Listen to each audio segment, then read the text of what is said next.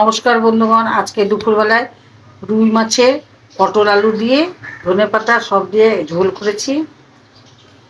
লাউ ছিল কালকের করা, ওর মধ্যে মাছের মাথা দিয়েছি। আজকে চচ্চড়ি করেছি, ডাঁটা সব মিশিয়ে পটল আলু বেগুন ঝিঙে সব দিয়ে এটা চচ্চড়ি। এটা একটু বের করেছি, আর এই যে এখানে বেশিটা রেখেছি।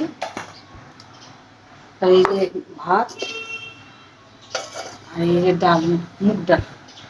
আজকে ডাঁটার চচ্চড়ি করবে, এই বাজার করে নিয়ে এলাম। এখন সব 10 টাকা করে নিলাম। মিষ্টি কুমড়োও 10 টাকা নিয়েছি।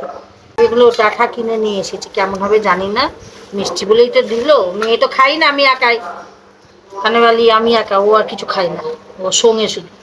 আর এই যে ডাঁটা নিয়ে এসে ঝিঙে নিয়ে এসে তো দেবো বলে 300 কি 500 দিয়েছি। আর আলু পেঁয়াজ নিয়েছি, একটা বেগুন নিয়ে এলাম, যা দাম জিনিস। এই যে ধনে পাতা নিয়ে এসেছি, কাঁচা লঙ্কা সব বাজার করে নিয়ে এলাম। পেয়ারা নিয়ে এসেছি, দেখুন পেয়ারাটা কত, পেয়ারা 25 টাকা দিয়ে নিয়েছি, ভালো পেয়ারা। রুই মাছ নিয়ে এসেছি, 200 টাকা কিলো, এখান থেকে নিয়ে এলাম।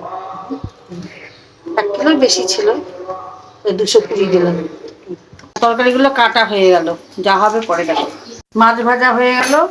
ভালো লাগলে লাইক করবেন, সাবস্ক্রাইব করবেন, শেয়ার করবেন।